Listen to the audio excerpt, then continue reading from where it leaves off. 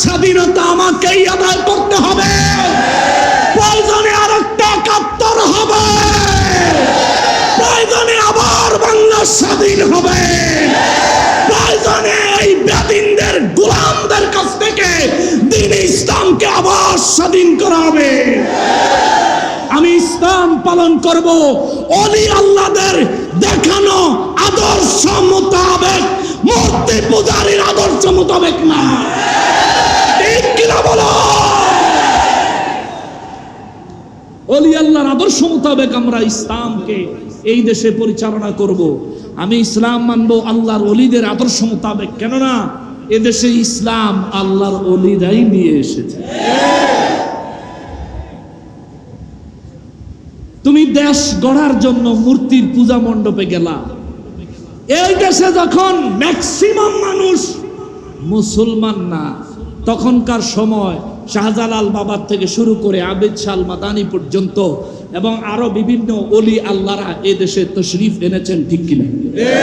এরা মানুষকে দ্বীনের দাওয়াত দিয়া, ধুতি খুললা, লঙ্গি পিন্দাইয়া, তারপরে করে মসজিদে না কালেমা, আজান, একামত, নামাজ, রোজা, হজ, যাকাত সব শিখাইছে। ঠিক কিনা?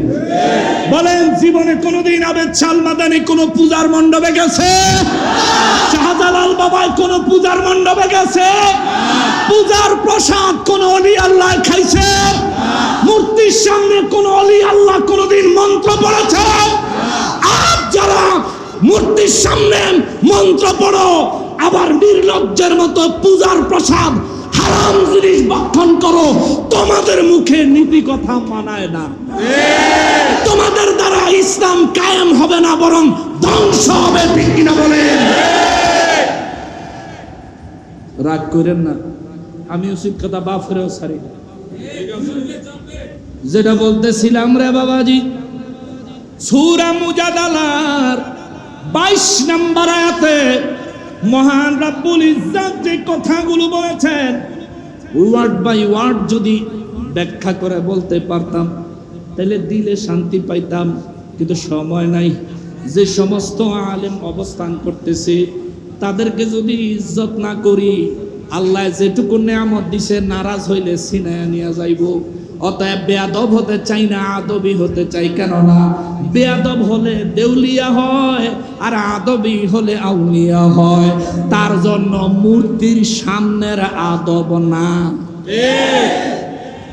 আদব দেখাবি অলির দরবারে যা, আবেদ শাহ দরবারে আয়, শাহজালাল বাবার দরবারে যা, নবীজির দরবারে যা, আল্লাহর ওলিদের, নবীর সাহাবীদের, নবীর তাবেঈগণের, এমনকি বুজুর্গানে দ্বীনের দরবারগুলোতে হাজির হইয়া তাজিম দেখারে দুনিয়া আখিরাতের নিয়ামত দিয়ে জিন্দেগি ভরপুর করে দিবে কে?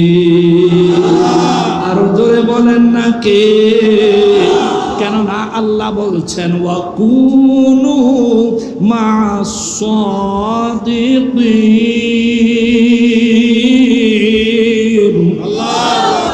আল্লাহ বলছেন সৎ লোকদের সঙ্গ লাভ করো। আবেদ শাহ মাদানী সাহেব সৎ না অসৎ? জীবনে কোনোদিন কারো ক্ষতি করেছেন? জীবনে কোনোদিন কারো কোনো কিছু অন্যায়ভাবে লুণ্ঠন করেছেন? কোন অন্যায় তার জীবনীতে আমরা খুঁজে পাই না। শাহজালাল বাবার জীবনীতে কোনো অন্যায় খুঁজে পাই না। ওলি আল্লাহদের জিন্দেগিতে কোনো অন্যায় খুঁজে পাই না। তাদের কাছে যাও না, 10টা হাতলা মূর্তির কাছে যাও। তুমি মিয়া আহাম্মক, তুমি বক্তব্য দাও 10টা হাত লইয়া দুর্গা দেবী নাকি এই দেশে রহমত লইয়া আইছে। আউযুবিল্লাহ। বেক কলে কয় কিরে, যদি 10টা হাত হইলে রহমত হইতো। গতবারও তো 10টা হাত লইয়া আইছে, এইবারও তো 10টা হাত লইয়া আইছে। হাত যেহেতু বাড়ে নাই, আহাম্মক রহমত বাড়ে নাই। ঠিক, রহমত আইব কইতে? 10টা হাত আরেকজনে বানায়া দিছে।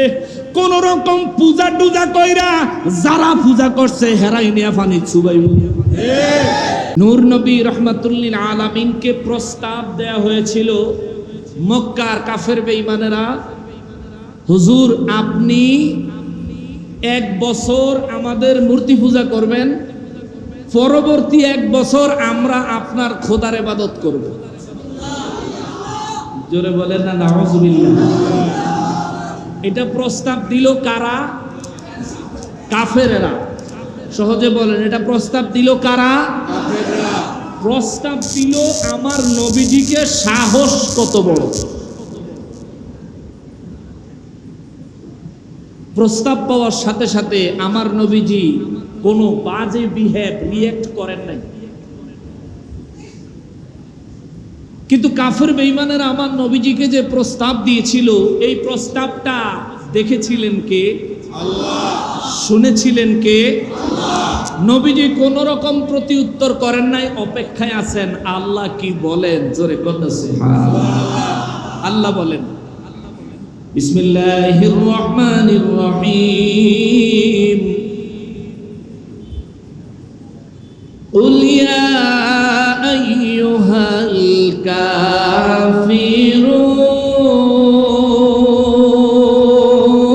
কাফিরুন। আল্লাহু আকবার। রব্বুল আলামিন বলেন, নবী গো, ওগো রাহমাতুল লিল আলামিন, ওই কাফিরদের জবাবে আপনি বলে দেন, ইয়া আইয়ুহাল কাফিরুন, হে কাফের সম্প্রদায়ের, আরে লা আবুদু মা তা'বুদুন। আল্লাহু আকবার। হুজুর আপনি বলে দেন, আমি তাদের ইবাদত করব না, তোমরা যাদের ইবাদত করো। জোরে কন্না সুবহানাল্লাহ। নবীজিকে প্রস্তাব করা হয়েছিল, হুজুর আপনি 1 বছর আমাদের মূর্তির পূজা করেন, তাহলে পরের 1 বছর আমরা আপনার খোদার ইবাদত করব। আল্লাহ কয়, হুজুর বলেন, লা আবুদু মা তা'বুদুন, তোমরা যার ইবাদত করো আমি তার ইবাদত করি না, করছি না, করব না, অতীতেও করি নাই। তার মানে নবীজিকে প্রস্তাব দেওয়ার পরেও আমার নবীকে আল্লাহ শিখাইয়া দিলেন, হুজুর প্রত্যাখ্যান করেন। আর বিনা প্রস্তাবে, বিনা দাওয়াতে আমাদের দেশের মুফতি মুহাদ্দিসেরা পূজার প্রসাদ খায়। ঠিক কিনা বলেন? আল্লাহ নিজে আল্লাহর রাসূলের মানা করে, হুজুর আপনি বলেন লা আবুদু মা তা'বুদুন। তার মানে আল্লাহর হুকুম হইল, ওরা যার ইবাদত করে আমরা তার ইবাদত করব না, ওরা যার ইবাদত করে আমরা তার ইবাদতের মজলিসে যাব না, ওরা যারে রব মানে আমরা কখনোই তাকে রব হিসাবে স্বীকৃতি দিব না। এটা আমার আল্লাহর চাওয়া। আমার নবীও প্রত্যাখ্যান করে দিলেন। কিন্তু আফসোসের বিষয় হলো, আমাদের দেশে নির্বাচনের ভোটের জন্য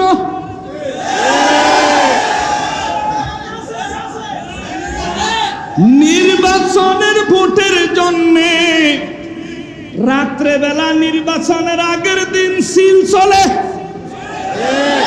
ঠিক কিনা? রাত্রে বেলা নির্বাচনের আগের দিন সিল দিয়া অনেকে পাস করে। ওই ব্যক্তি যত বড় দুর্নীতিবাজ, তার চাইতেও জঘন্য দুর্নীতিবাজ হলো মুসলমান হইয়া পূজার মণ্ডপে হাজিরা দিয়া হিন্দুদের ভোট কালেকশন করা। কথা বলেন ঠিক কিনা? এই দেশ 95% মুসলমানের দেশ।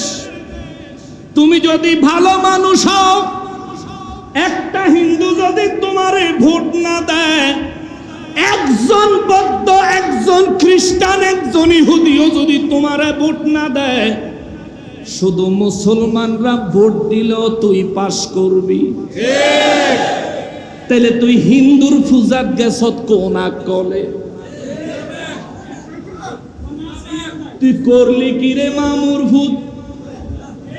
বস্তা কিনছো বাজারের টানে, তলার শিলাই কাটছ নিজে, এবার হিন্দু পাড়ার পূজার মণ্ডপে গেছো ভোট কালেকশন করতা। আরে বেকুব, তোর তলা ছিঁড়া।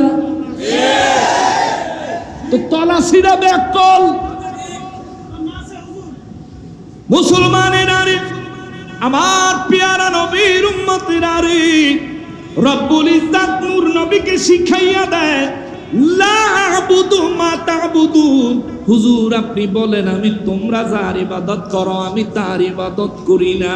আল্লাহ রাকা হুজুর বলেন ওয়ালা আনতুম আবিদুনা মা আ'বুদ, আর আমি যার ইবাদত করি তোমরাও কিন্তু তার ইবাদত করো না। যদি আমি তোমাদের মূর্তির পূজা করলে তোমরা আমার আল্লাহর ইবাদত করো, এই বদৌলতেও আমি তোমাদের মূর্তির পূজা করব না। নবীজির আল্লাহ কা হুজুর বলেন ওয়ালা আনা আবিদুম মা আবাদতুম। আল্লাহ কা হুজুর নবী গো, ও নবী আপনি আরো বলে দেন তোমরা যার ইবাদতকারী হয়েছো আমি কখনোই তাদের ইবাদতকারী হব না। তার মানে মূর্তির পূজার মণ্ডপ প্রত্যাখ্যান করা এটা মুমিন মুসলমানের নিদর্শন। আল্লাহর ওলির দরবার প্রত্যাখ্যান করে পূজার মণ্ডপে হাজিরা দেওয়া কাফের মুশরিকের নিদর্শন, ঠিক কিনা? এটা কি নকশবন্দি ইমামে রব্বানি দরবার শরীফে আবিদ শাহ মাদানী হুজুরের উরুস মোবারকে গতবার আইছিলাম, জীবনে প্রথম। আমার বাড়ি যদিও কাছে, সময় সুযোগ মিলে না বিদায় আসতে পারি না। উরুসে নববী শরীফে আল্লামা বাহাদুর শাহ মুজাদ্দিদি হুজুর আমার স্পেশাল ভাবে দাওয়াত দিছিলেন, কিন্তু হুজুররে কিছু বলতে পারি নাই, আর আমার প্রোগ্রামের পেজ ছিল যার কারণে আসতে পারি নাই। আমার এই সিরাজগঞ্জ শাহজাদপুর একটা মাহফিল ছিল, তো আল্লাহ তাআলার অশেষ মেহেরবানিতে এবার আইলাম। জীবনে প্রথমবার আইছি, যে বক্তব্য দিয়া গেছি ওয়াহাবি গো কলজা আইজো জ্বলে, ঠিক কিনা বলে? জ্বলে বন্ধু, তোমার জ্বলতে থাকো, কিছু করার। তুমি যেই কাজ করো তোমারে জ্বালাইয়া পুরাইয়া ছাই বানাইয়া লাডি দিয়ে পিটাইতে হবে। তোমার কাম কাজ বালা না বন্ধু। এ মুসলমানেরা রে, আমার পেয়ারা নবীর উম্মতেরা রে, নূর নবী রহমাতুল্লিল আলামিনের আল্লাহ শিখায়া দেয়। হুজুর বলেন তোমরা যাদের ইবাদত করো আমি শর্তের ভিত্তিতে শুধু নয়, আমি নবী আল্লাহ পাকের নির্দেশে আল্লাহর ওহীর মাধ্যমে জবাব দিচ্ছি। আজকে নয়, শুধু আমি আমার বাকি জিন্দেগিতে কোনোদিন কখনোই তোমাদের মূর্তির পূজা আমি করব না, তোমরা যারা ইবাদত করো। দেখেন এবার পূজা কারে কয়? হিন্দুরা পূজা করে কেমনে? সাজুগুজু কইয়া রেডি হইয়া পূজার মণ্ডপে উপস্থিত হয়ে পূজার মন্ত্র পড়ে, পূজার আনুষ্ঠানিকতা সম্পন্ন করে, পূজার প্রসাদ খায়, মূর্তির তাজিম জানায়, ঠিক না? এই তো পূজার প্রসেস। এটাই যদি পূজার প্রসেস হয়, আমাদের দেশে যারা টুপি পাঞ্জাবি গায়ে দিয়া, নতুন পাঞ্জাবি সুন্দর টুপি গায়ে বডি স্প্রে কিংবা আতর মাইরা পূজার মণ্ডপে গেছেনি? পূজার মণ্ডপের আনুষ্ঠানিকতা উপস্থিত থাকা আনন্দ চিত্রে অনুভব করেছে কিনা? করছে। আবার ওই পূজা মন্ত্র মৌলবী সাহেব মাইক দইরা পড়ছেনি? কথা কয় না। আবার মণ্ডপে মন্ত্র পড়ার পরে মণ্ডপের প্রসাদ খাইছেনি? আরে মন্দিরের পূজার প্রসাদ খায়া যাদের অভ্যাস, মিলাদের ওরসে তাবারুক তাদের পেটে হজম হয় না। কারণ বাংলায় একটা কথা আছে, কুত্তার পেটে ঘি হজম হয় না, ঠিক কিনা বলো?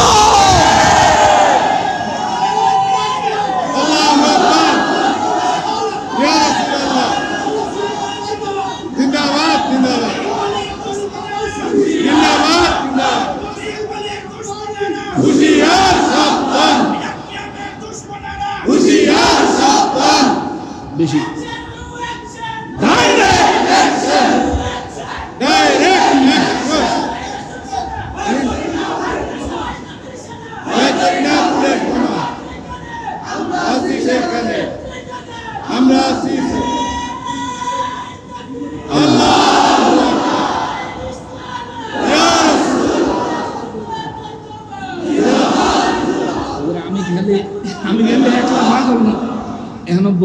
আছে হুজুর।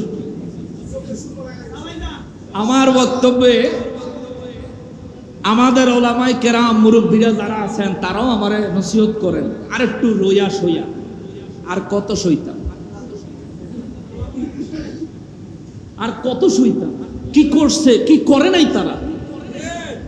মুর্শিদপুর দরবারটা ভাঙ্গা তছনছ করে দেয়া গরু চুরি করছে।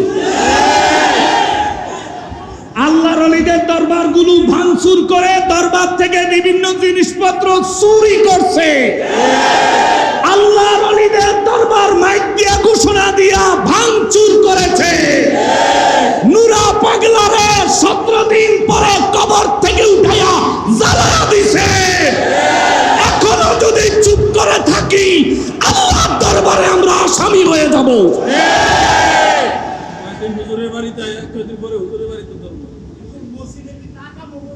হ্যাঁ,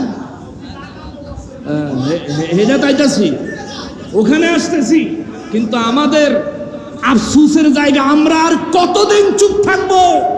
আমরা কতটা নরম হব? আরে আমরা নরম হব মানে কি এমন? আমার ঘরে চোর ঢুকবে, গরু চুরি করে, পাতিল চুরি করে, বিরিয়ানির ডাক চুরি করে লয়ে যাইব, আল্লাহর ওলির দরবারে আগুন দিব, পূজার মণ্ডপে যায় প্রসাদ খাইব, হয়তো আছি নয়তো গেছি, হকের জন্য লড়ব। আল্লাহু আকবার।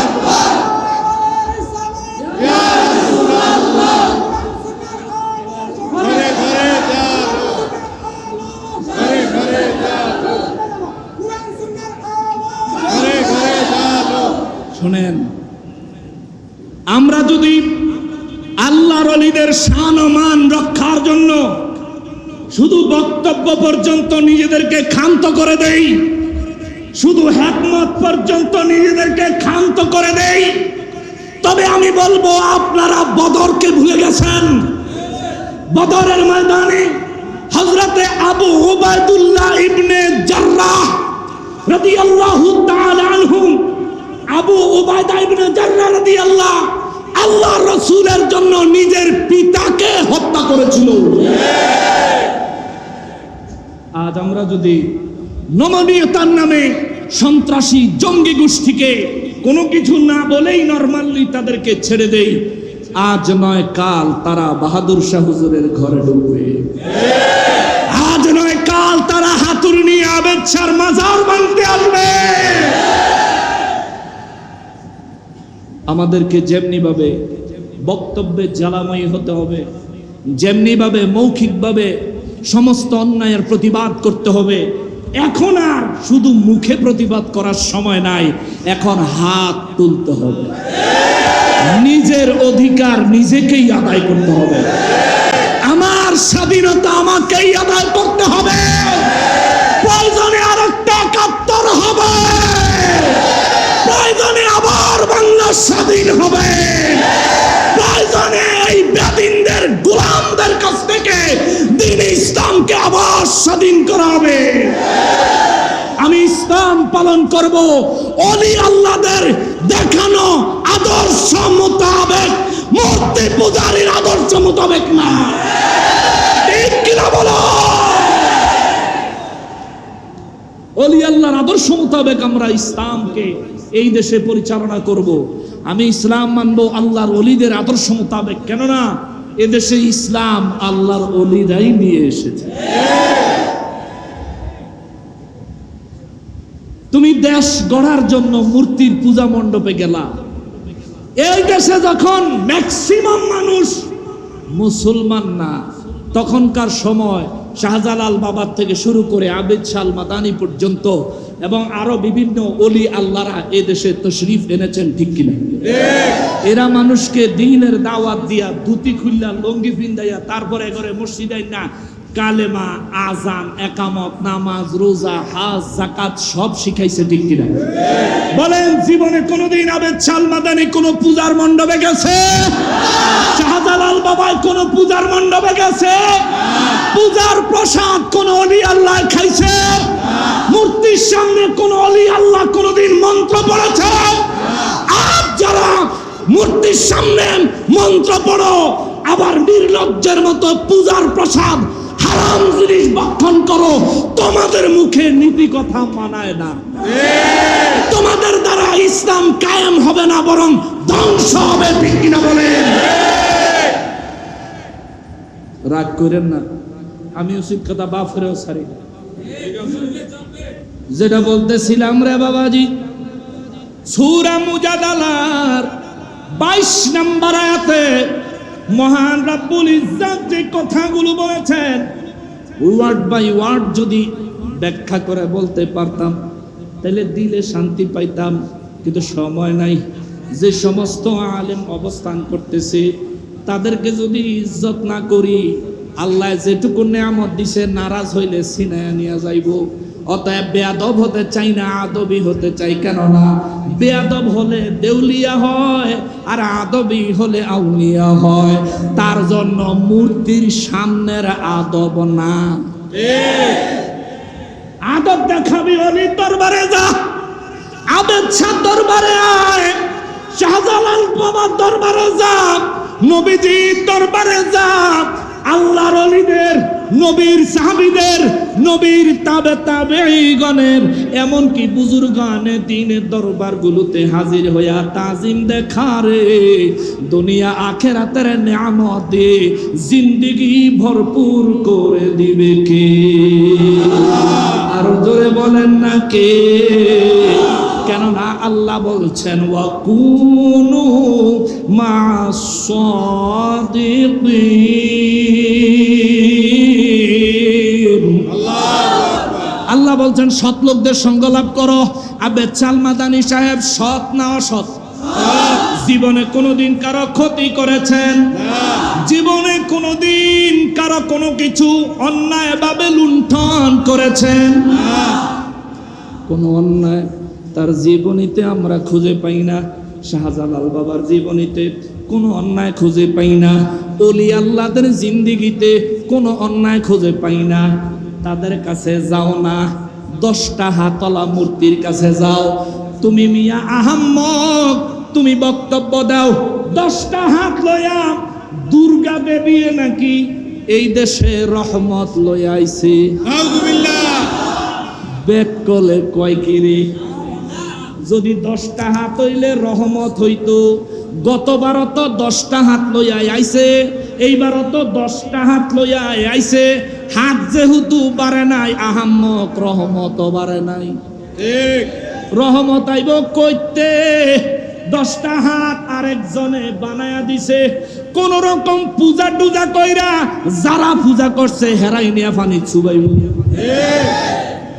আমরা কোন ধর্মকে ছোট করছি না, এটা তাদের পূজার আনুষ্ঠানিকতার একটা অংশ। হেরাই হাগো মূর্তির নিয়া পানির ভিতরে চুবাইব। এরে আহাম্মক, তোর মতো দুর্ভাগা আর কেউ নাই রে। আব্দুল্লাহ ইবনে উবাই ইবনে সুলুলের মতো হইছস। নবীর ইসলাম পাওয়ার পরেও আব্দুল্লাহ ইবনে উবাই মুনাফিক হইছে। তুইও অলির কাছ থেকে ইসলাম পাওয়ার পরেও মূর্তির কাছে গিয়া ধর্ণা দিছস ভোটের লাগা। মনে রাখবি, তোর জন্য দুনিয়া এবং আখিরাতে শুধুই আযাব, শুধুই আযাব, শুধুই আযাব।